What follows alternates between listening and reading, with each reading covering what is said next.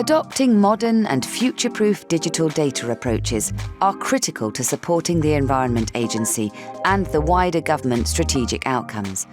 The Digital Asset Data Information, or DADI, programme of work is designed to ensure that we're fit for the future, maximising digital data capability internally and with our delivery partners.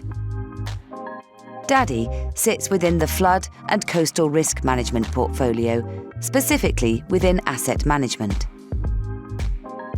Part of DADI, the Multifaceted Information Modelling, or MIM project, will define the attributes, formats, and connections needed to enable better decision-making using 4D, programme, and 5D, quantities, cost, and carbon.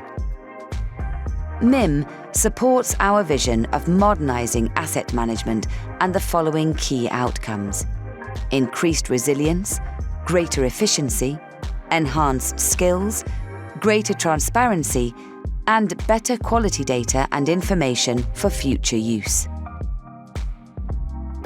Let's have a look at 3 of the dimensions of MIM: 3D, 4D, and 5D. 3D is a good place to start.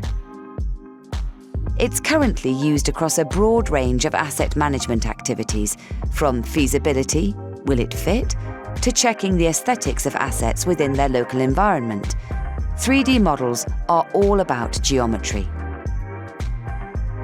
Let's add another dimension: 4D. 4D relates to time data and could involve automatically assuring and loading program data into a system like AIMS, PD, or attaching a schedule of works to elements in a 3D model to easily test a range of scenarios, including proposed logistics and construction rehearsal. 4D is particularly useful for planning and forecasting activities. Adding a dimension of time allows better visualization of how a project will evolve and when it will be completed, enabling stakeholders to optimize planning and scheduling, better prepare and communicate next steps, and manage health and safety, if we know when certain risks appear or worsen. Ready to add another dimension? Let's add 5D. 5D allows computer-based extraction of quantities from a model, which can be linked to a cost or carbon database, enabling better estimates to be generated from the early stages of a project. It shows predicted versus actual spend and allows for regular cost reporting and budgeting.